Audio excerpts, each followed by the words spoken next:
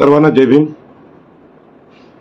आपल्याला कल्पना आहे की परवाच 12 मे रोजी भगवान बुद्धांची जयंती साऱ्या जगाने साजरी केली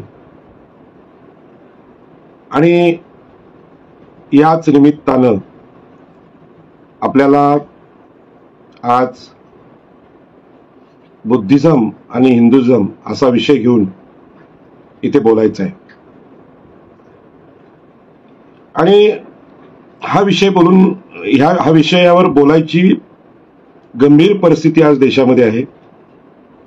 आपल्याला कल्पना आहे की देश हा भारत पाकिस्तान या युद्धाच्या छायेत आहे आणि अशा परिस्थितीमध्ये या देशाला युद्ध हवंय की नको, की देशाला शांती हवे, हा मोठा प्रश्न आपल्याकडे आहे।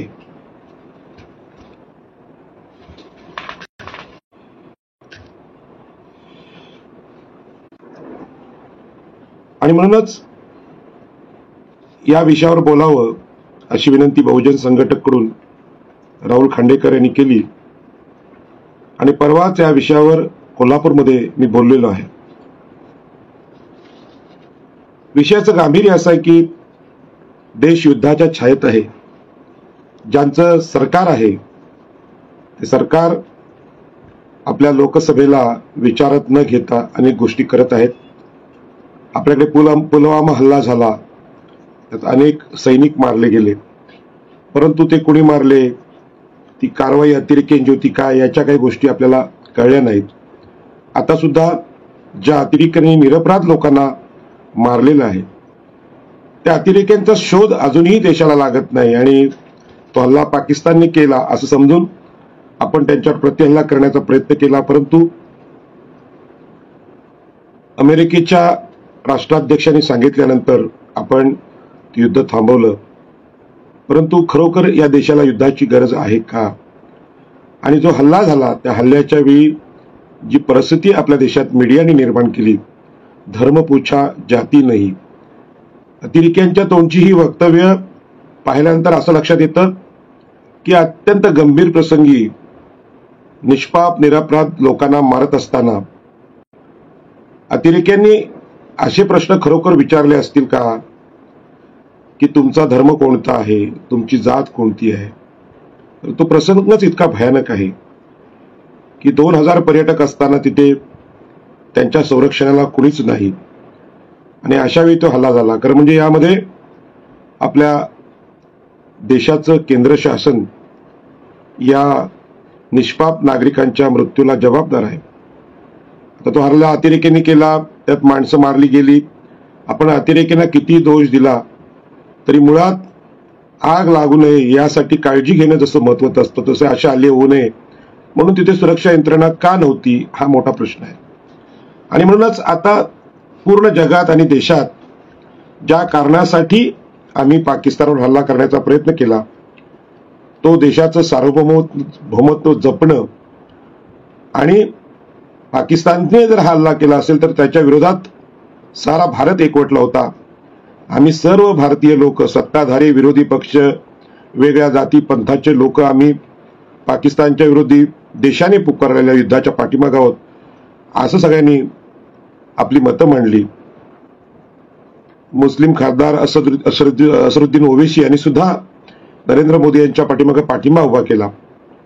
परंतु प्रश्न असा आहे की युद्धाचं जे कारण आहे त्या कारणाचा शोध लागणं गरजेचं होतं। तर तो अतिरेक्यांनी हल्ला केलाय तर ते अतिरेकी भारतात आले कसे आणि आता का सापडत नाहीत? मूळ मुद्द्याला बाजूला ठेवून या सगळ्या गोष्टी चालल्यात आणि मग मूळ प्रश्नाकडे जाणं गरजेचं आहे। आज आपल्या भारतालाच नाही तर जगाला हे युद्ध परवडण्यासारखं आहे का, हा मोठा प्रश्न आहे। आणि म्हणून या प्रश्नाकडे आपल्याला त्या नजरेने बघावं लागते आणि म्हणूनच या गंभीर विषयावर मी आपल्यासमोर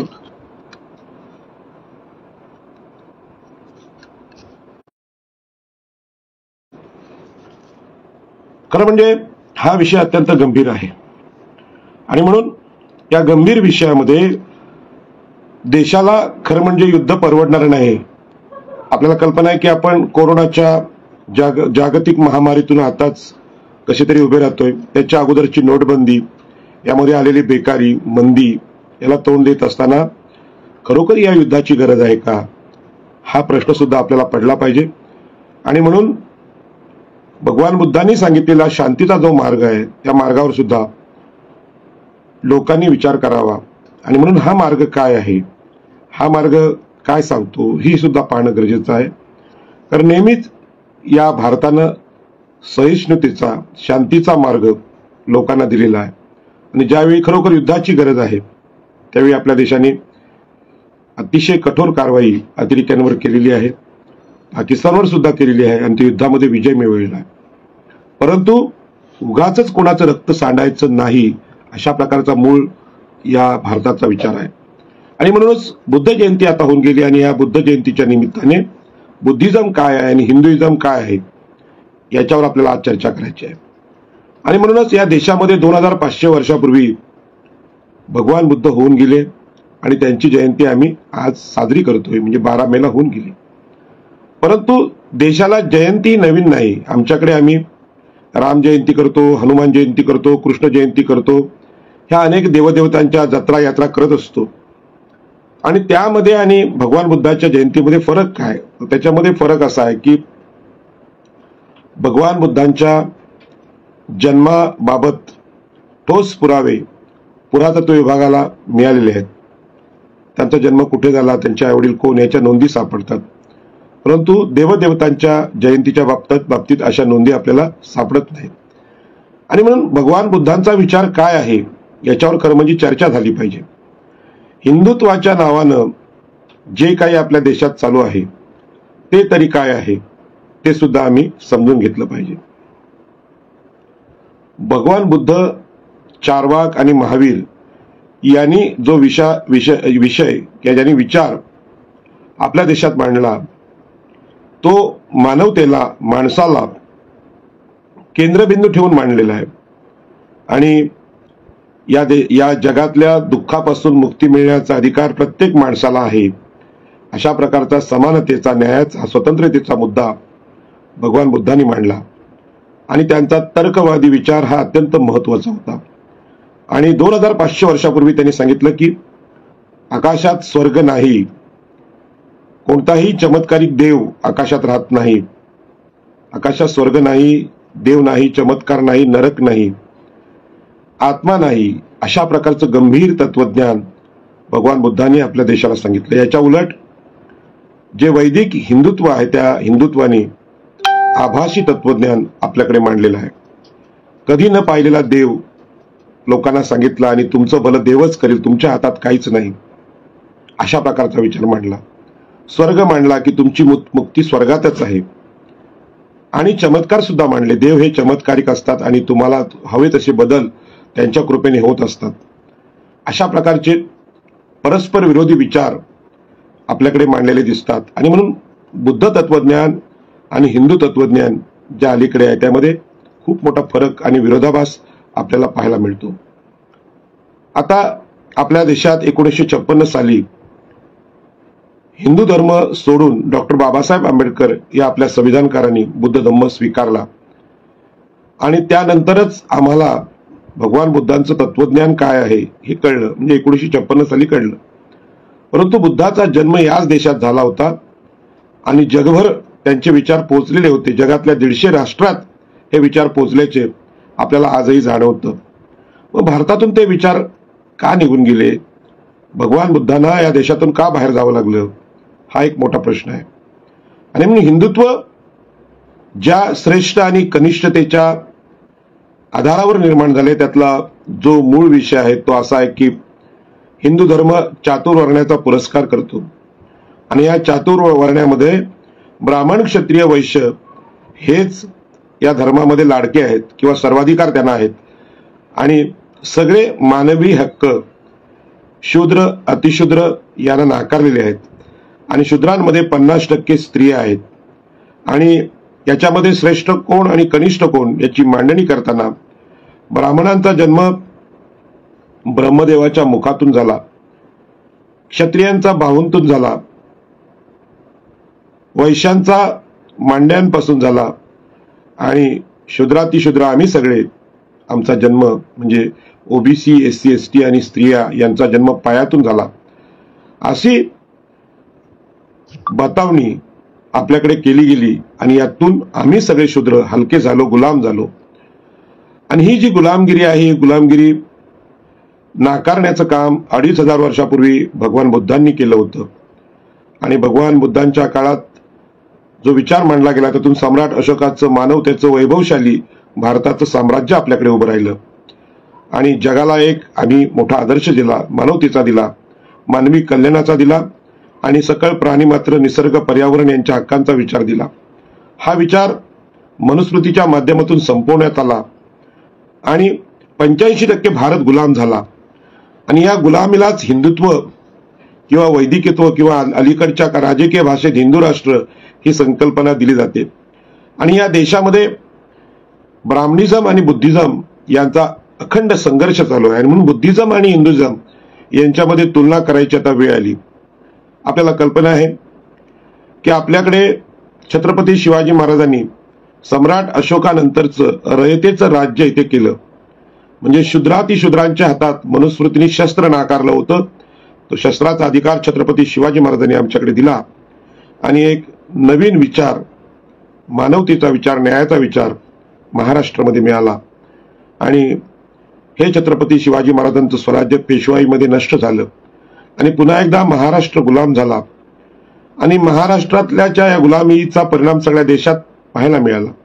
आणि महात्मा ज्योतिबा फुलेंनी यांनी इथला भारतीय शेतकरी गुलाम का झाला याचा विचार मांडला आणि या सगळ्यांना शिक्षण नाकारलं गेलं.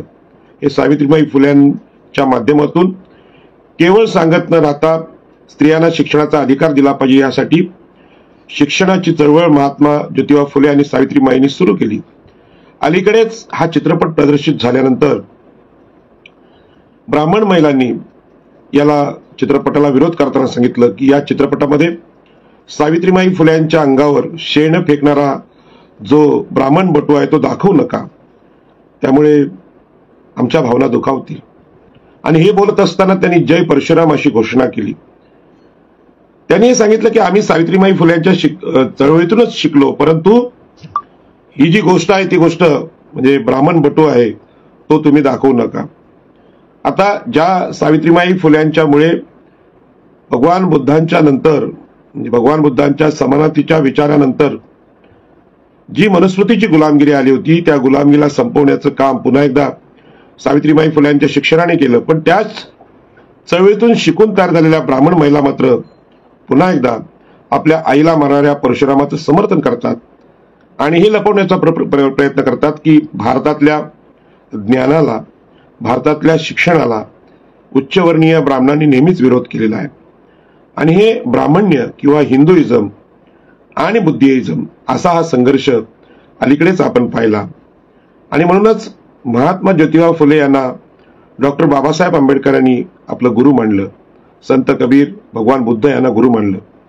आणि आपल्या देशामध्ये धार्मिक गुलामगिरी जी शूद्रातिशूद्रांवर लादली गेलेली आहे, मग ती सगळी असेल, जमीन, जंगल, शिक्षण, आरक्षण, धार्मिक अधिकार, मानवतेचे अधिकार, ही संपवणं गरजेचं आहे.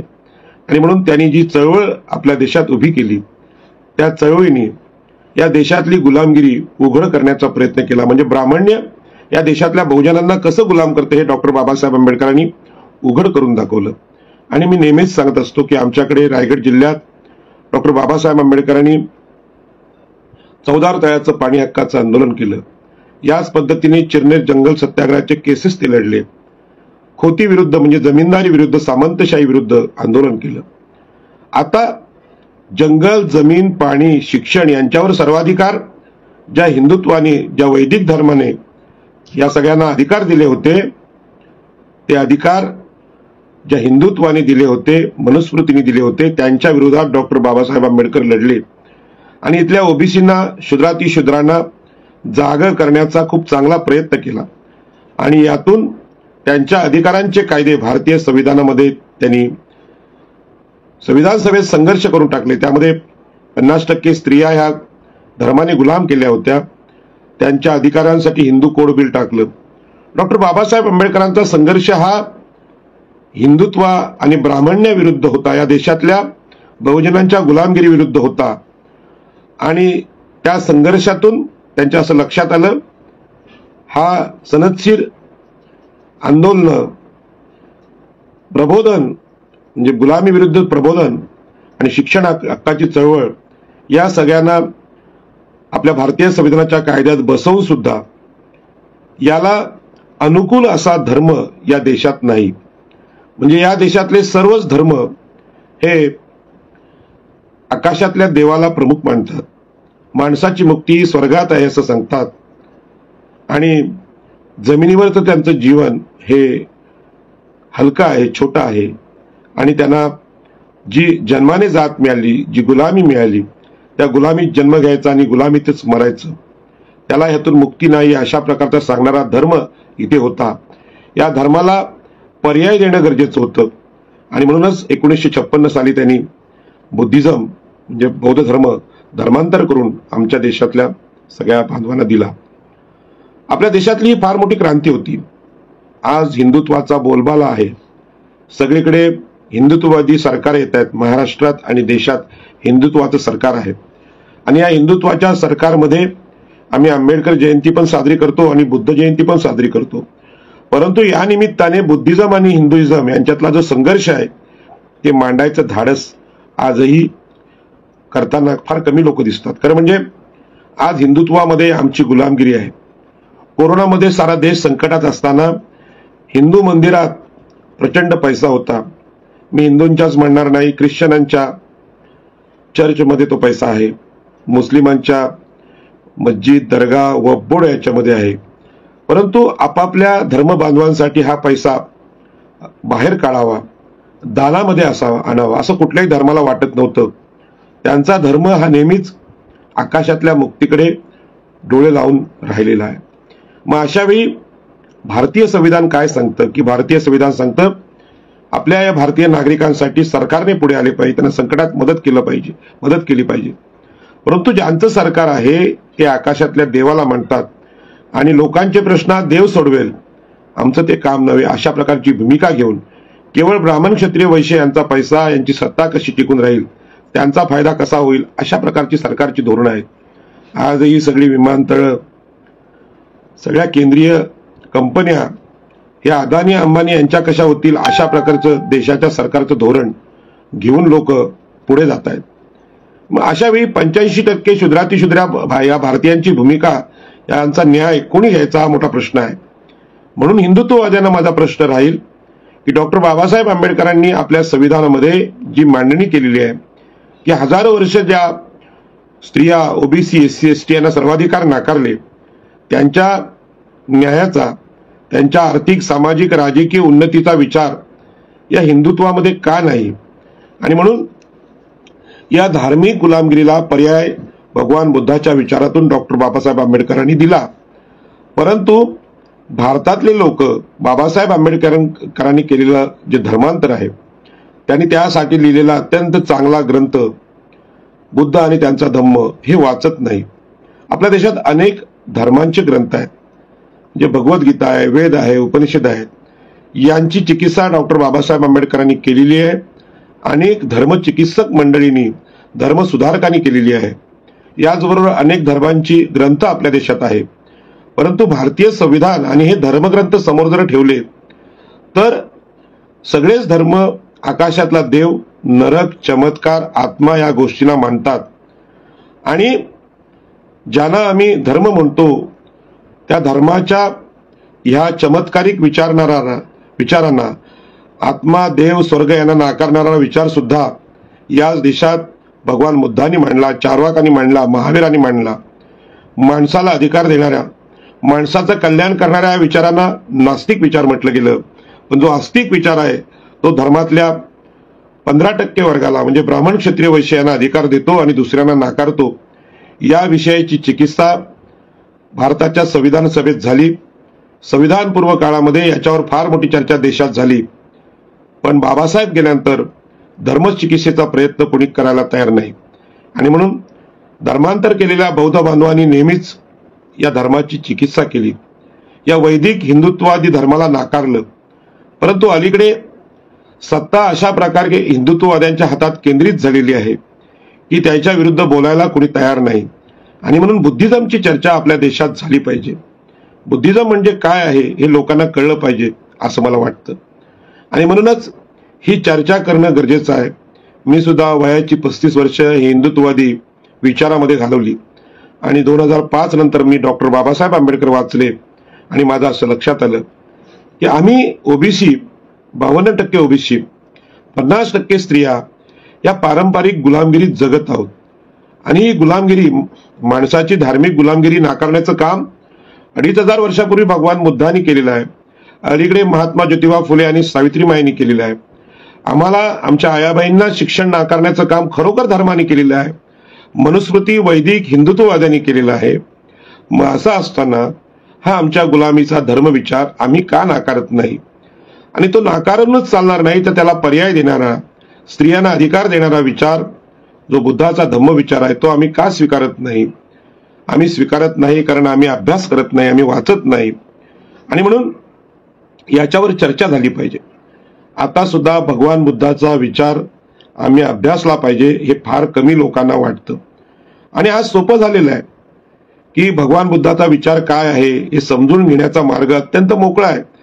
त्यासाठी तुम्हाला धर्मांतर करण्याची सुद्धा आवश्यकता नाही. युट्यूबवर गेलात तर भगवान बुद्धावर बोलणारे अनेक विचारवंत अनेक व्हिडिओ क्लिप आपल्याला पाहायला मिळतात. सावित्रीबाई फुले म्हणजे काय हे सुद्धा आपण पाहू शकतो. ज्योतिबा फुले काय, डॉक्टर बाबासाहेब आंबेडकरांचे विचार काय. डॉक्टर बाबासाहेब आंबेडकरांनी या देशातली गुलामगिरी स्वतःच्या जीवनात कशी अनुभवली, आपल्या जात बांधवांमध्ये कशी अनुभवली. आणि ती गुलामगिरी केवळ आताच्या बौद्ध बांधवांना अनुभवायला आली नव्हती तर आमच्यासारख्या आगरी, कोळी, माळी, भंडारी या कोकणातल्या ओबीसी लोकांच्या वाट्याला सुद्धा आली होती.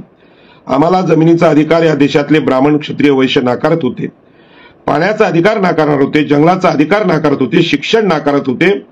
आणि हे स्पष्टपणे डॉक्टर बाबासाहेब आंबेडकरांनी आम्हाला सांगितलं होतं. तरी सुद्धा बाबासाहेब आंबेडकर गेल्यानंतर त्याच वैदिक आणि हिंदू धर्मात आज आम्ही जगत आहोत.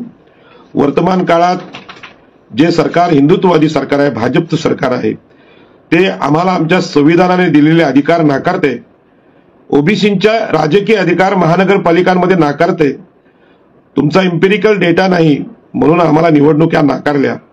आणि आता लोकांचा उद्रेक होतोय म्हटल्यानंतर ओबीसींचे 27% मागच्या आरक्षणानुसार आम्ही निवडणुका घेतो असं सांगतात.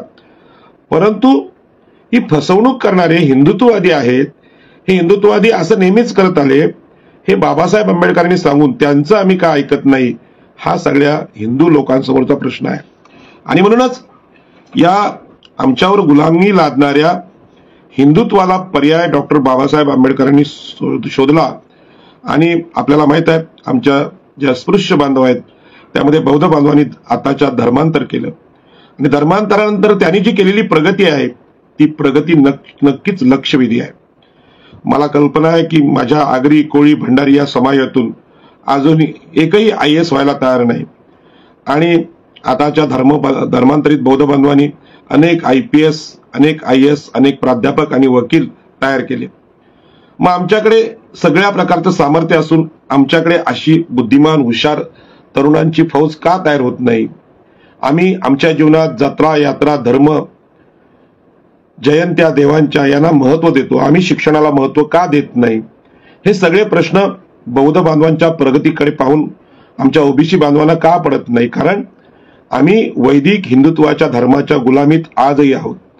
आणि या गुलामीची कक्षा, बौद्धिक गुलामगिरीची, राजकीय गुलामगिरीची, धार्मिक गुलामगिरीची कक्षा याच देशातल्या अस्पृश्य ठरवलेल्या अतिशूद्र बांधवांनी तोडून टाकली. आणि एक चमत्कार या देशामध्ये झाला की ज्या धर्माने सर्वाधिकार ज्या बांधवांना नाकारले होते, ज्या देवाने नाकारले होते, ते देव नाकारून, तो धर्म नाकारून प्रचंड मोठी सामाजिक प्रगती, मग ती स्त्रियांची असेल, पुरुषांची असेल, आजच्या बौद्ध बांधवांनी केलेली आहे. मग बौद्ध बांधवांनी स्वीकारलेला बुद्धाचा विचार नक्की आहे तरी काय, याचा आम्ही अभ्यास केला पाहिजे. आणि त्यातला प्रमुख विचार आहे की आपलं भलं करण्यासाठी कुठलाच देव कधी अवतार घेत नाही. कारण देव ही अस्तित्वात नसलेली गोष्ट आहे. स्वर्ग ही अस्तित्वात नसलेली गोष्ट आहे. देव चमत्कार करतो ही सुद्धा भाकड कथा आहे. आणि या भाकड कथेवर इथल्या ब्राह्मणांनी आपली नेहमी पोटं भरली, आपली मंदिरं संपत्तीने भरली आणि सत्ता, संपत्ती, राजकीय सत्ता, धर्मसत्ता यांच्यावर आपला प्रभाव निर्माण केला. आणि या सगळ्या लोकांनी आम्हाला सर्वाधिकार नाकारले आणि म्हणून आम्ही आमची आयुष्याचे आयुष्य वाया घालवत चाललेलो आहोत. मला सुद्धा वयाच्या 35व्या वर्षी ही गोष्ट कळली. माझ्या तरुणपणात, माझ्या विद्यार्थी दशेत भगवान बुद्धांचा बुद्धिझम जर मला कळला असता तर मी आज वेगळ्या ठिकाणी असतो. पण 50व्या वर्षी म्हणजे 35व्या वर्षी मला भगवान बुद्धांचा आणि डॉक्टर बाबासाहेब आंबेडकरांचा विचार समजला आणि माझ्या लक्षात आलं की माझ्या समाजाला हा विचार सांगणं गरजेचं आहे. हा विचार सांगण्यासाठी की फार मोठ्या दीक्षेची गरज नाही, कुठल्या मंदिरात जायची गरज नाही किंवा मठात जायची गरज नाही की कुठल्या विहारात जायची गरज नाही. हा विचार आज सर्वत्र जगात पाहायला मिळतो. अनेक विचारवंत याच्यावर बोललेले दिसतात आणि त्यामध्ये अत्यंत विज्ञानवादी जे विचार आहेत ते डॉक्टर बाबासाहेब आंबेडकरांचे आहेत. आणि म्हणून आजच्या घडीला हिंदुत्वाचा जो बोलबाला आहे त्यामध्ये माणसाचा तर्क नाकारला जातोय. ईव्हीएम मशीनद्वारे ज्या निवडणुका होतात त्यामुळे माणसाचं जे मतदान आहे, माणूस निवडणुकीत काय मत व्यक्त करतो याचं यांत्रिकीकरण करून माणसाची मतं डावलली जात आहेत आणि लोकांच्या मनाच्या विरुद्ध असलेलं सरकार येते. मीडिया सुद्धा असा नियंत्रित केला जातोय आणि वेगवेगळ्या खोट्या बातम्या आपल्याकडे दाखवल्या जातात आणि माणसाचा बुद्धिभ्रम केला जातोय. याच पद्धतीने वेद, उपनिषद, पुराण यांनी माणसाच्या बुद्धीला, तर्काला नाकारण्याचं काम आपल्याकडे केलेलं आहे. आणि या सगळ्याला 2500 वर्षापूर्वी आव्हान भगवान बुद्धांनी दिलेलं आहे. भगवान बुद्धाचं हे साहित्य, बुद्ध आणि धम्म यांच्या माध्यमातून आपण जर युट्यूबवर ऐकलं किंवा पाहिलं किंवा वाचलं तरी अनेक गोष्टी आपल्याला पटू शकतात की या देशात हिंदू धर्माने, हिंदुत्ववाद्यांनी किंवा शंकराचार्यांनी सांगितलं की धर्मावर श्रद्धा ठेवा, श्रद्धावान लभते ज्ञानम, अशा प्रकारचं सांगितलं. आणि हा देव आहे, हा देव असं बोलतो, हा देव याला ठार करतो, हा देव याचा भलं करतो, अशा प्रकारची भीती इथल्या माणसाला दाखवली, इथल्या समाजाला दाखवली आणि गुलामगिरी लादली. त्याच देशात, त्याच हिंदुत्ववादी भारतात भगवान बुद्ध पण आहेत आणि ते या सगळ्या गोष्टींची चिकित्सा करायला सांगतात. ती चिकित्सा अशी आहे की तुमचं भलं कुठलाही देव पूजेने, अर्चने, प्रार्थनेने करूच शकत नाही, कारण देव नावाची गोष्ट अस्तित्वात नाही. देव कुणीतरी आपल्या स्वार्थासाठी निर्माण केलाय, स्वर्ग सुद्धा आपल्या स्वार्थासाठी निर्माण केलाय आणि देवाचे चमत्कार आत्मा सुद्धा अशाच प्रकारे स्वार्थासाठी उभा केलाय. आणि म्हणूनच मेलेल्या माणसाचे पिंडदान करणं, वास्तुशांती करणं किंवा नामकरण करणं हे जे सगळे धार्मिक पवित्र अधिकार ब्राह्मणांनी आपल्याकडे घेतले आणि सांगितलं की तुमचे आईवडील मेल्यानंतर ते स्वर्गात जातात आणि त्या स्वर्गातल्या आईवडिलांना काय दान करायचं असेल म्हणजे त्यांना पायात चप्पल, ऊन लागू नये म्हणजे छत्री, दुधासाठी गाय, जे काय असेल, ज्याप्रमाणे श्रीमंती असेल मुलांची त्या पद्धतीने दान ब्राह्मणांना करा आणि ते स्वर्गातल्या आईवडिलांना पोहोचेल असं सांगितलं. परंतु आता विज्ञानाने मोठमोठ्या भराऱ्या घेतलेल्या आहेत. भारत पाकिस्तानच्या युद्धात हवेतल्या हवेत मारा करणारी क्षेपणास्त्र आमच्याकडे आहेत. ताशी 3000 किलोमीटर वेगाने धावणारी विमानं आपल्याकडे आहेत, अवकाशयानं आहेत. हे सगळे वैमानिक, अनेक विमानात प्रवास करणारे लोक आज आकाशात जातात, परंतु त्यांना कुठेच स्वर्ग दिसत नाही, आकाशात इंद्र दिसत नाही की मेलेले पितर दिसत नाही. हे सगळ्यांना आपल्याला माहित आहे. तरी सुद्धा आकाशात स्वर्ग आहे हा जो हिंदुत्वाचा, वैदिक धर्माचा जो विचार आहे तो गृहीत धरून आपल्यातले शिकलेले, PhD केलेले, सायन्स केलेले, BSc केलेले लोक सुद्धा मेलेल्या पितरांना दान करण्यासाठी, पिंडदान करण्यासाठी ब्राह्मणाला दान देतात. आणि देवाचं सुद्धा असंच आहे. देवाच्या पेटीत आम्ही दान टाकतो की देव आमचं भलं करेल, अशा पद्धतीने आपण कोट्यावधी रुपये मंदिरांना दान केलेले आहेत. आणि ह्या सगळ्या मंदिरांच्या पैशावर पुजारी, पुरोहित, ब्राह्मण बसलेले आहेत. प्रबोधनकार ठाकरे यांनी हे सांगितलं की देवळं कोणाची आहेत? धर्माची देवळं आहेत. आणि धर्म कोणाचा आहे? पुरोहितांचा आहे. आणि हेच तुम्हाला गुलाम करतायत, हे आपल्यासमोर आपल्याला सांगितलेलं आहे. आणि असं असताना आम्ही या गुलामीत आजही जगतोय, कारण देवाची आणि धर्माची आपल्याला भीती आहे. धर्माच्या विरुद्ध, देवाच्या विरुद्ध वागलो, देव कोपेल आणि आमचं वाईट करेल, अशा प्रकारची भीती सगळ्या हिंदू लोकांच्या मनामध्ये आहे, ओबीसींच्या मनामध्ये आहे. मग डॉक्टर बाबासाहेब आंबेडकरांनी आम्हाला जो धर्म, जो देव पाण्याचा अधिकार देत नाही, आम्हाला जगण्याचा अधिकार देत नाही, जमिनीचा जंगलाचा अधिकार देत नाही, तो धर्म आणि देव आम्ही नाकारतो असं म्हटल्यानंतर डॉक्टर बाबासाहेब आंबेडकरांचं वाईट झालं का? तर नाही. जगातल्या ज्ञानाचं प्रतीक म्हणून डॉक्टर बाबासाहेब आंबेडकरांना साऱ्या जगाने स्वीकारलं. भगवान बुद्धांना जो बुद्धिझम आहे तो जगाने स्वीकार, जगामध्ये बुद्धिझम, अनेक बौद्ध राष्ट्र साऱ्या जगामध्ये आहे आणि तेच भगवान बुद्ध, तथागत गौतम बुद्ध हे भारतात जन्मले हे किती लोकांना माहित आहे. आणि म्हणून राम जयंती, कृष्ण जयंती, हनुमान जयंती होते. परंतु कुठलाही हिंदू माणूस, हिंदुत्वाचा अभिमान असलेला माणूस याच देशात जन्मलेले आणि जगाने स्वीकारलेले भगवान बुद्धांची जयंती मात्र करत नाही. याचं कारण काय असावं?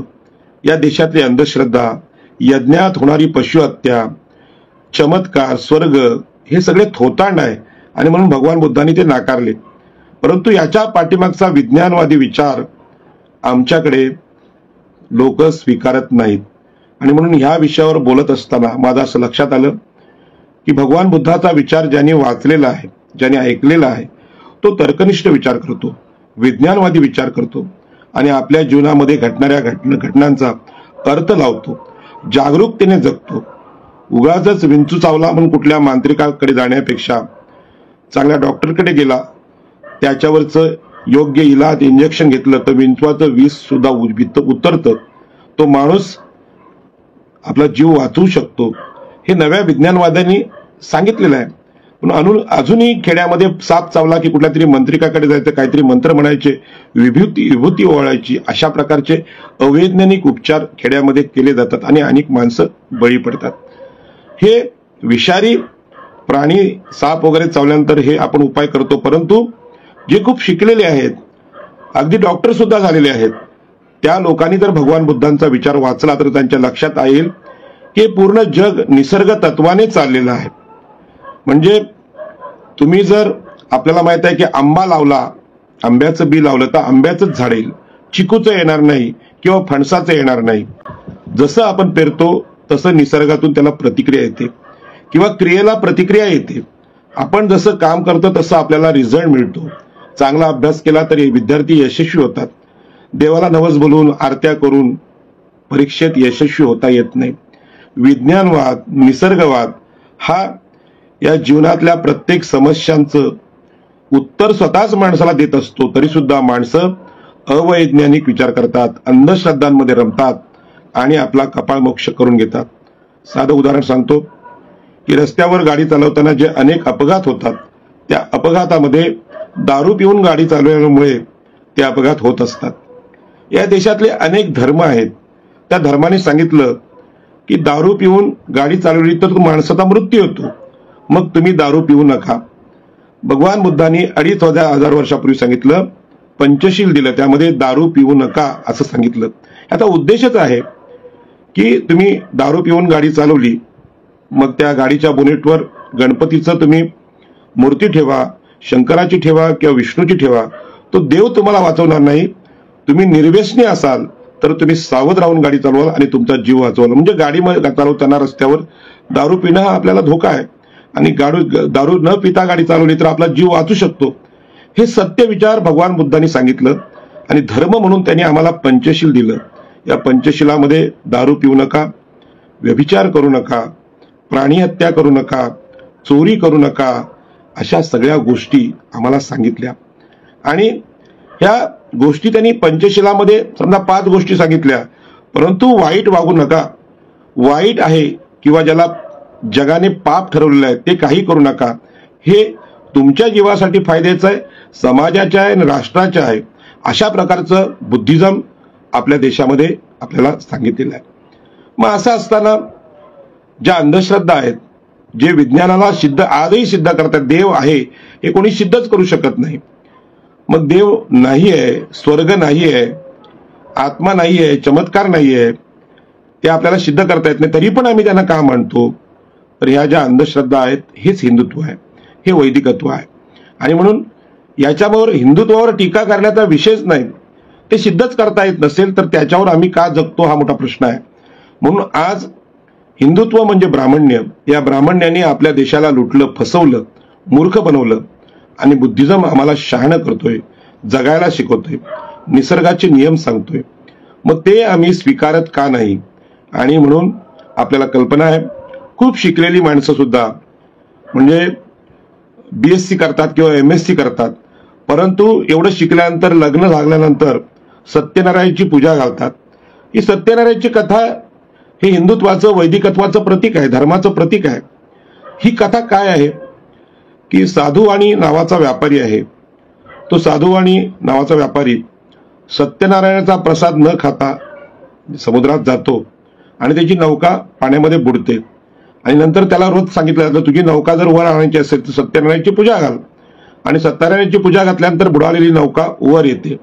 अशा प्रकारची ही एक कथा, अशा प्रकारचे हजारो व्रतवैकल्य या धर्माने आपल्याकडे सांगितलेले आहे. आता मी डोक्यामध्ये कोळी टोपी घातलेली आहे, मी मच्छीमार आहे, आगरी, कोळी, माळी, भंडारी या सागरपुत्रांचा एक छोटासा नेता आहे, कार्यकर्ता आहे. माझ्या बाजूला एका बाजूला करंजा बंदर आहे, एका बाजूला मोरा बंदर आहे.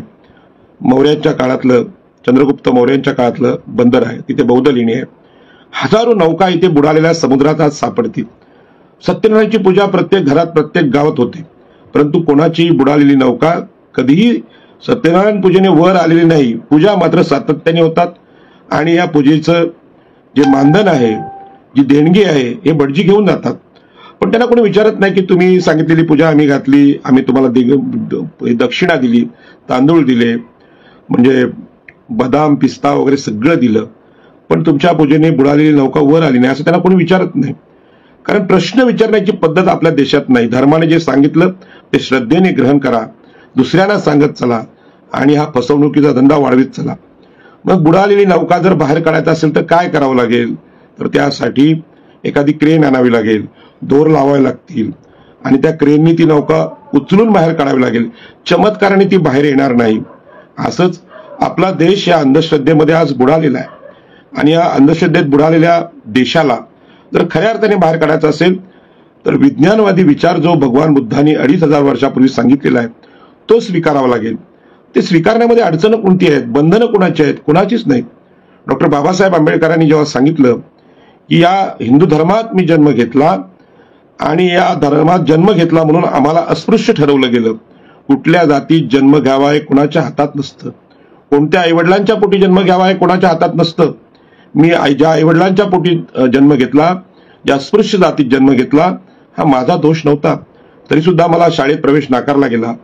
मला राजकीय सामाजिक जीवनात प्रचंड अपमानित इथल्या धर्मवाद्यांनी केलं आणि मग माझ्या लक्षात आलं की हा धर्म जर आम्हाला पाणी, जमीन, जंगल, शिक्षण हे अधिकार नाकारत असेल तर ज्या हिंदू धर्मात मी जन्माला आलो तो धर्म मी सोडून देईन. भारताच्या संविधानकारांनी आपल्या जीवनात हा फार मोठा संघर्ष केला आणि हा संघर्ष धर्माची चिकित्सा करण्याचा संघर्ष होता. हा संघर्ष डॉक्टर बाबासाहेब आंबेडकरांनी केला आणि आम्हाला बौद्ध धर्म दिला. मला कल्पना आहे ज्या डॉक्टर बाबासाहेब आंबेडकरांनी आगरी कोळ्यांना जमीन मालकी दिली, पाण्याचा अधिकार दिला, जंगलाचा अधिकार दिला, त्याच बाबासाहेब आंबेडकरांनी सांगितलं तुम्हाला धर्माने गुलाम केलं होतं, तुमच्यासाठी आंदोलन करून, संघर्ष करून, खोती विरुद्ध चळवळ करून कुळ कायदा निर्माण केला, भारतीय संविधान निर्माण केलं, इथल्या 50% स्त्रियांना अधिकार देण्यासाठी हिंदू कोड बिल दिलं. परंतु हे सगळं ज्या धर्माने केलं होतं त्या धर्माच्या तत्वज्ञानाविरुद्ध तुम्हाला अधिकार देणारं भारतीय संविधान तुम्हाला दिलं. त्या निदान संविधानाचा अभ्यास करा. ते संविधान स्वर्ग, नरक, देव, आत्मा, चमत्कार यांना नाकारता आणि म्हणूनच भारतीय संविधान अर्पण करताना we the people of India, आम्ही भारताचे लोक हे संविधान स्वीकारतो. कुठल्याही देवाला, कुठल्याही धर्माला ते अर्पण केलं नाही. एवढं सगळं डॉक्टर बाबासाहेब आंबेडकरांनी आम्हाला सांगितलं. पण बाबासाहेब आंबेडकरांच्या मार्गाने आम्ही जायला तयार नाही आणि म्हणूनच अलीकडेच आपल्या पंतप्रधानांनी आम्ही या देशाची जातनिहाय जनगणना जाहीर करू असं जाहीर केलं. इंग्रजांनी भारतातली विषमता, मनुस्मृतीने लादलेली विषमता अनुभवली होती. जगात कुठेच जाती नाहीत, जगामध्ये रंगभेद आहेत, वर्णभेद आहेत, कामगार आणि भांडवलदार असा वाद आहे, असं शोषण आहे. परंतु एखादा माणूस शूद्र म्हणून, अतिशूद्र म्हणून ज्या जातीत जन्माला आला, जन्मभर त्याला या जातीतच जगायचं आहे, मरायचं आहे, त्यातून बाहेर पडण्याचा म्हणजे ब्राह्मण होण्याचा, क्षत्रिय होण्याचा अधिकार इथला धर्म नाकारतो, विषमतावादी धर्म नाकारतो, असं इथल्या धर्माने आपल्याला सांगितलं. मग अशा परिस्थितीमध्ये आपल्या देशामध्ये उच्च जातीय ब्राह्मण क्षत्रिय वैश्य यांनी धर्माच्या आधाराने देवाच्या नावाने आम्हाला सगळे अधिकार नाकारले आणि म्हणूनच आम्ही मागे राहिलो, शोषित राहिलो, वंचित राहिलो. आणि म्हणून आम्हाला पुढे आणण्यासाठी ओबीसीना खास करून 340 कलम लिहिलं गेलं, 341, 342 ओबीसी, एससी, एसटी हे संविधानामध्ये लिहिलं. मग आम्ही ज्या देवाची पूजा करतो, ज्या धर्माचे आम्ही भाग आहोत, त्या धर्माला असं का वाटलं नाही? आजही राष्ट्रीय स्वयंसेवक संघ किंवा बीजेपी सरकारला, शिवसेनेच्या सरकारला कुळ कायद्याची अंमलबजावणी व्हावी, या देशातल्या भूमिहीन लोकांना जमिनी मिळाव्यात, जागा मिळाव्यात, पाणी मिळावं, असं का वाटत नाही? आम्ही हिंदूच आहोत ना. याचं कारण इथला धर्म ते आम्हाला अधिकार कधी देणार नाहीत आणि धर्माचे लडके ब्राह्मण क्षत्रिय वैश्य ते देणार नाहीत. आणि म्हणून इंग्रजांनी जातनीय जनगणना करून सांगितलं, इथल्या ब्राह्मण क्षत्रिय वैश्य यांच्याकडे सगळ्या जमिनी आहेत, सगळी सत्ता संपत्ती आहे, धार्मिक अधिकार आहेत आणि ओबीसी, एससी, एसटी यांच्याकडे नाहीत. आणि म्हणून या जातींना ते मिळावं म्हणून यांच्यासाठी स्वतंत्र बजेट असलं पाहिजे, स्वतंत्र अधिकार असले पाहिजेत, म्हणून जातनीय जनगणना केली. परंतु स्वातंत्र्यानंतर ती कधी झाली नाही. आता नरेंद्र मोदी सरकार ती करते. परंतु ब्राह्मण्याचा, मनुस्मृतीचा, गोळवळकर गुरुजींचा हा हिंदुत्ववादी विचार हा भगवान बुद्धाच्या समतेच्या विचाराच्या विरोधातला विषमतेचा विचार आहे. जनगणना केली तरी ते आपल्याला अधिकार देतील का? किंवा ज्या धर्माचा प्रपगंडा, ज्या धर्माचा डंका आज आपल्या देशात वाजतोय, ते मागासवर्गीयांना अधिकार देतील का?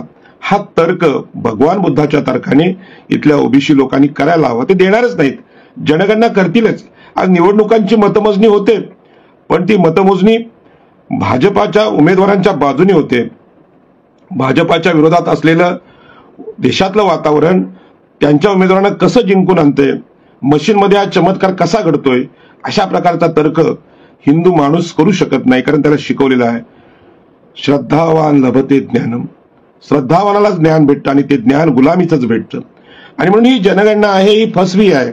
या जनगणनेमध्ये वास्तव जो विचार आहे तो आहे की जनगणना करून आम्हाला शिक्षण, आरक्षण, जमिनींचे अधिकार जरी मिळाले तरी ते अधिकार घेऊन आमच्या डोक्यात गुलामीचं हिंदुत्व, गुलामीची मनुस्मृती, गुलामीचं वैदिकत्व असेल तर आम्ही पुन्हा ते तिथेच अर्पण करणार.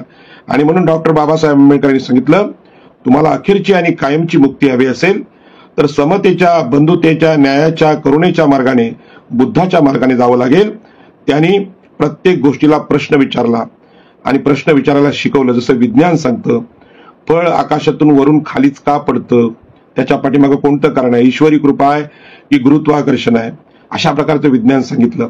पाणी तापवल्यानंतर त्याची वाफ होते, ती कुठे जाते, हे सगळे प्रयोग आम्हाला विज्ञानाने करायला सांगितले. परंतु आपल्याकडे माणूस मेल्यानंतर स्वर्गात जातो असं खोटं सांगितलं गेलं. माणूस मेला की त्याला आम्ही स्मशानात जाळतो, त्याची राख होते, आत्मा वगैरे काही नसतं, हे वास्तव आहे. पण आम्हाला अशा काही चुकीच्या अवैज्ञानिक गोष्टी सांगितल्या आणि त्यांच्यावर आम्ही विश्वास ठेवला. त्यामुळे सध्याच्या जीवनात आम्ही गुलाम आहोत. मग विज्ञानाने जी देवांच्या नशिबात नव्हती तशी 4 चाकी गाडी आम्ही आणली. मग ती टाटाची असेल, मारुतीची असेल, मर्सिडीजची असेल, ती गाडी आणली तरी आम्ही त्याला मिरची आणि लिंबू बांधतो आणि या गाडीला का होऊ नये अशा प्रकारचं त्या मिरची लिंबू लावून अघोरी याच्यावर उपाय करतो. आकाशातलं विमान आम्ही बनवलं, ते आकाशात विज्ञानामुळे जातं, पण त्याला सुद्धा आम्ही लिंबू मिरची माळ लावतो आणि नारळ फोडतो किंवा भटजींच्या हस्ते पूजन करतो. अशा प्रकारच्या अवैज्ञानिक गोष्टी आम्ही करत असतो. आणि म्हणून आम्ही प्रश्न विचारायला शिकलं पाहिजे. आम्ही प्रश्न विचारला नाही, विज्ञानाच्या वाटेवर गेलो नाही, तर काय होतं हे आपण पाहिलं की भारतामध्ये भगवान बुद्धानंतर, डॉक्टर बाबासाहेब आंबेडकरांनंतर फार मोठा वैज्ञानिक, फार मोठा शास्त्रज्ञ कुणी व्हायला तयार नाही. आणि अनेक चुकीच्या गोष्टींचा स्वीकार आम्ही करतो. आम्ही प्रश्न विचारत नाही, हे सरकारला माहीत आहे. त्याच्यामुळे आमच्या गुलामीची सातत्यपूर्ण वाटचाल आज चालू आहे. आणि म्हणून आज मीडियाने भारत पाकिस्तान युद्ध दाखवताना खोट्या बातम्या दाखवल्या. आम्ही लाहोर ताब्यात घेतलं, कराची ताब्यात घेतलं. प्रत्यक्षात असं काही नाही. विमानाने हवेतून मारा फक्त केला होता, तिथे काय आमचे सैनिक गेले नव्हते. परंतु खोट्या बातम्या चालवल्या गेल्या. अशा खोट्या बातम्या चालवल्या जातात, खोट्या पद्धतीने निर्णय घेतले जातात. सामाजिक न्यायाचा मागासवर्गीयांचा निधी आहे, तो चुकीच्या मार्गाने तिसरीकडेच वळवला जातो.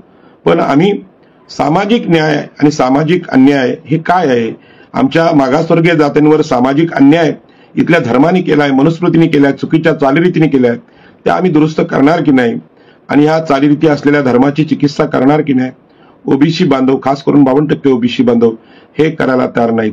आणि म्हणून भगवान बुद्धांचं चरित्र आहे, बुद्ध आणि त्यांचा धम्म, आम्ही वाचलं पाहिजे. भगवान बुद्धांनी जे वेगवेगळ्या धर्माचे ग्रंथ आहेत, आज ग्रंथ प्रामाण्य सगळीकडे आहे. अनेक लोक सांगतात की मुस्लिम बांधवांमध्ये अतिरेकी जास्त आहेत. मग हे अतिरेकी का आहेत? हजारो वर्षापूर्वी लिहिलेलं कुराण, त्याची चिकित्सा करायची की नाही? भगवद्गीतेची, वेदांची, उपनिषदांची चिकित्सा करायची की नाही? बायबल असेल याची चिकित्सा करायची की नाही? भगवान बुद्धांनी सुद्धा सांगितलेल्या विचारांची चिकित्सा करायची की नाही? असा प्रश्न कोणाच्या मनात, कोणत्या हिंदुत्वाच्या गुलामीत जगणाऱ्या लोकांच्या मनात आला असेल तर भगवान बुद्धांनी काय सांगून ठेवले? ते म्हणतात की एखादा विचार मी जरी सांगितला, म्हणजे भगवान बुद्धांनी जरी सांगितला असेल, किंवा एखादा विचार धर्मग्रंथात आला असेल, कुठल्याही धर्मग्रंथात, मग भगवान बुद्धांच्या असू दे, हिंदूंच्या असू दे, मुस्लिमांच्या असू दे, ख्रिश्चनांच्या असू दे, एखादा विचार परंपरेने आलेला असेल, एखादा विचार देवाच्या प्रेषितांनी किंवा गुरुनी किंवा प्रत्यक्ष देवानी जरी सांगितलेला असेल, आणि एक जशी एखादी लोक चळवळ असते, म्हणजे लोकांमध्ये लोकरीती किंवा परंपरा म्हणून चालत आलेली असेल, तर असा विचार तुमच्या मनाला पटत नसेल, सदसद विवेक बुद्धीला पटत नसेल, तर्काला पटत नसेल तर स्वीकारू नका. पण एखादा विचार असा असेल की तो विचार तुमच्या मनाला, विवेक बुद्धीला पटत असेल, तो आजूबाजूच्या लोकांना, समाजाच्या कल्याणाला कारणीभूत ठरत असेल, देश, राष्ट्र आणि विश्वाच्या सगळ्या जगण्याला कारणीभूत ठरत असेल, तर लोककल्याणकारी असा विचार, सदस्य विवेक बुद्धीला पटलेला विचार तुम्ही स्वीकारा. अशा प्रकारे भगवान बुद्धांनी सांगितलं. आणि म्हणूनच भारतीय संविधान सुद्धा लोकसभेतले आपले खासदार त्यावर चर्चा करू शकतात आणि चर्चा करून त्यावर निर्णय घेऊ शकतात. परंतु काही तत्व ही आपल्याला अत्यंत महत्वाचे असतात, आणि म्हणून भारतीय संविधानाच्या प्रास्ताविकामध्ये काही मूलभूत तत्व समानतेची, न्यायाची आपल्याकडे सांगितलेले आहेत. ते संविधानाचा आधार आहेत. आणि म्हणूनच भगवान बुद्धांनी एक सांगितलेलं वचन मला आठवतं की आमच्याकडे नवी मुंबई विमानतळामध्ये बौद्ध लेणी होत्या, आणि या बौद्ध लेण्या विमानतळासाठी पाडण्याचं काम सिडकोने सुरू केलं होतं, आणि याच्याविरुद्ध मी आंदोलन केलं होतं.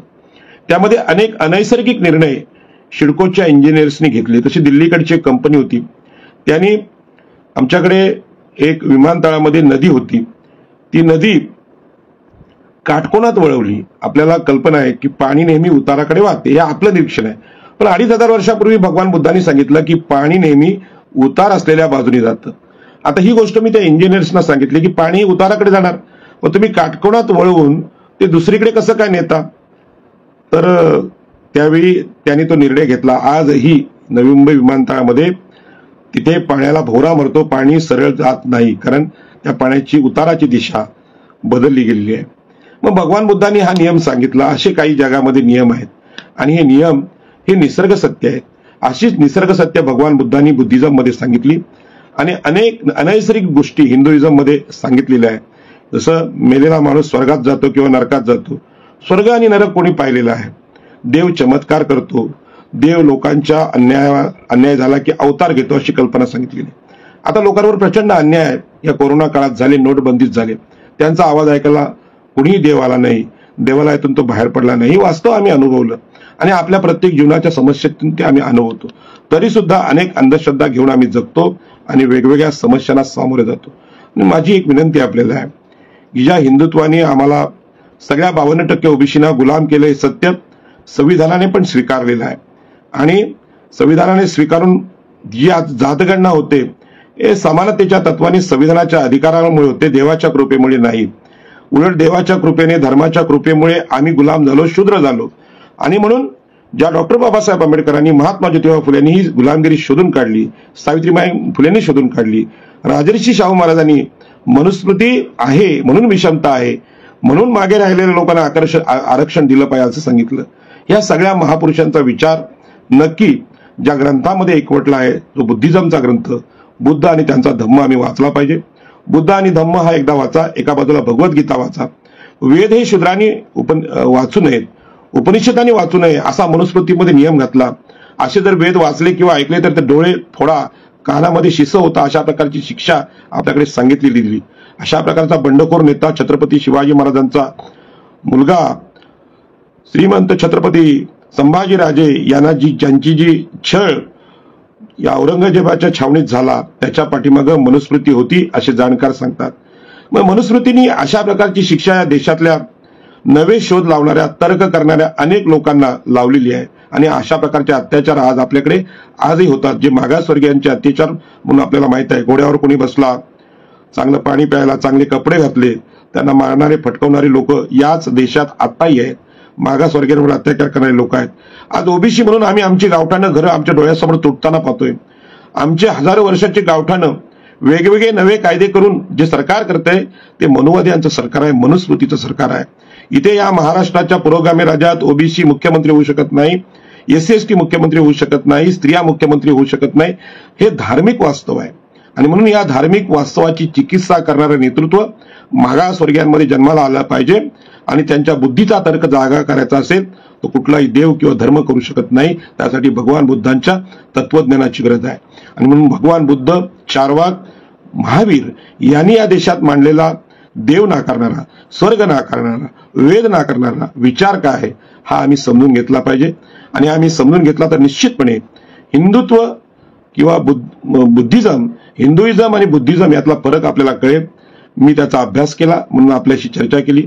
मला कल्पना आहे मी फार मोठा विज्ञान नाही, साधा सुद्धा माणूस आहे, प्राथमिक शिक्षक होतो, शेतकरी आहे, मच्छीमार आहे आणि एवढंच सांगतो, भगवान बुद्धाच्या इतिहासामध्ये या कोकण किनारपट्टीमध्ये ठाणे, रायगड, पालघर अप्रांत प्रदेशात दर 25 किलोमीटरवर बौद्ध लेणी होती.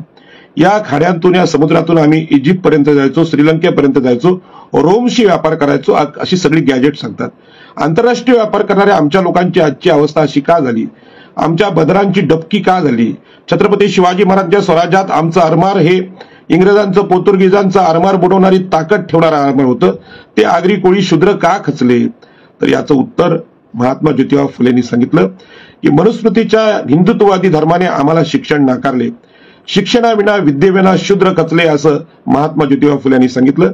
त्या महात्मा ज्योतिबा फुल्यांना भगवान बुद्धांना, संत कबीरांना डॉक्टर बाबासाहेब आंबेडकरांनी गुरु मानलं आणि 2500 वर्षापूर्वी या देशामध्ये जमिनी काढलेला भगवान बुद्धाचा विचार इंग्रज पुरातत्वीय शास्त्रज्ञ लॉर्ड कनिंगहॅम यांनी शोधून काढला. तोपर्यंत इथे रामायण, महाभारत, भगवद्गीता, पुराण यांच्या भाकडकथा सुरू होत्या. त्याला कुठलाही जागतिक आधार नाही, पुरातत्वीय आधार नाही आणि म्हणूनच पुरातत्वीय आधार असलेला भगवान बुद्धाचा विचार आपण एकदा ऐकावा. हिंदुत्वाची गुलामी दूर होईल. आज हिंदुत्वाच्या नावाने असलेली जी शिवसेना, या शिवसेनेचे जे आजोबा होते प्रबोधनकार ठाकरे यांनी चिकित्सा केली होती. आज आपल्या न्यायालयानं, आपल्या निवडणूक आयोगाने जो निर्णय दिलाय, शिवसेना ज्यांनी स्थापन केली ते बाळासाहेब ठाकरे, हिंदुत्ववादी बाळासाहेब ठाकरे यांची शिवसेना ही त्यांचीच आहे. ती एकनाथ शिंदेच्या हाती सोपवणं हा अवैज्ञानिक, अनैसर्गिक निर्णय आहे हे संविधान सांगतं. परंतु त्याला आव्हान देण्याची क्षमता हिंदुत्वामध्ये नाही, उद्धवजींमध्ये सुद्धा ती नाही. म्हणून त्यांच्यावर सुद्धा आज गुलामगिरी आलेली आहे. परंतु परवा असीम सरोदेने हे सिद्ध करून सांगितलं की पक्षांतर बंदी कायदा संविधानाने का केलेला आहे की पक्षांतर बंदी कायद्यामुळे जे आज वेगवेगळे आमदार वेगवेगळ्या पक्षात पक्षांतर करतात आणि राजकीय अस्थिरता येते.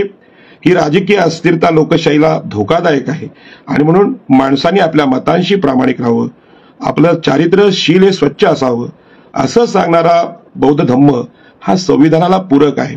आणि संविधानाला पूरक असलेला धम्म जर आम्ही जगलो तर लोकशाही सुद्धा यशस्वी होऊ शकते. सन्माननीय उद्धवजींना माझी विनंती आहे की या देशातल्या लेण्या, या देशातली मंदिरे याबद्दल प्रबोधनकार ठाकरे यांनी स्पष्ट वक्तव्य केलेले आहे. प्रबोधनकार ठाकरे बाबासाहेब आंबेडकर यांची जी प्रबोधनाची चळवळ आहे ही चळवळ भगवान बुद्धांची चळवळ आहे. अशा अर्थाने आपण जर तपासलं तर लोकशाहीमध्ये हा चुकीचा आलेला निर्णय याचं उत्तर आपल्याला सहज मिळू शकते. सत्य उत्तर आहे, ज्या शिवसैनिकांनी शिवसेना पक्ष स्थापन केला ते सर्व शिवसैनिक याचे मालक आहेत, निवडून आलेले लोक नाहीत. आणि म्हणून असे अनेक अनैसर्गिक, अवैज्ञानिक निर्णय आपल्या लोकशाहीत येतात. याची उत्तर बुद्धिझम मध्ये आहेत, हिंदुत्वामध्ये नाही. हिंदुत्व ही गुलामगिरी आहे आणि म्हणूनच आपण बुद्धिझम आणि हिंदुइझम याची तुलना करणारं हे छोटंसं वक्तव्य मी केलं. खरं म्हणजे याच्यावर सविस्तर बोलण्याची गरज आहे आणि सविस्तर बोलावं, इतकं बोलावं, खूप बोलावं. मी सगळ्या बौद्ध विद्वानांना विनंती करेन की भगवान बुद्धाचा जो विचार आहे, विज्ञानवादी विचार आहे, याच्यावर भारतामध्ये खूप मोठ्या प्रमाणात भाष्य करण्याची गरज आहे. आज हिंदुत्वाला पर्याय बुद्धिझम आहे असं सांगणारे विद्वान या देशात नाही. भगवान बुद्धाच्या अनेक जीवनातल्या महत्वाच्या विचारांवर धम्मपदं म्हणून अनेक सुंदर अशी धम्मपदं आहेत आणि ती धम्मपदं ऐकलीत तर तुमची वेद, उपनिषद आणि भगवद्गीता फिकी पडेल आणि अनेक धर्मग्रंथ फिके पडतील आणि जगाला ह्या विज्ञानवादी शांतीच्या, मानवतेच्या, करुणेच्या धम्मविचारांची गरज आहे. जगाला युद्ध नकोय, जगाला बुद्ध हवा, हे जे बौद्ध बांधव बोलतात ते सत्य आहे असं मी सांगतो आणि माझं बोलणं संपवतो. जय हिंद, जय भारत, जय भीम, नमो बुद्धाय. आई एकविरेचा मुलगा भगवान बुद्ध हा जो काय आहे तो कारलेला जाऊन आगरी कोळ्यांनी समजून घ्यावा. त्यांच्या हातात भगवान बुद्ध आणि त्यांचा धम्म किंवा भगवान बुद्धांची अनेक पुस्तकं देण्याची व्यवस्था बौद्ध बांधवांनी कारल्याला करावी अशी नम्र विनंती करतो आणि माझं बोलणं संपवतो. जय हिंद.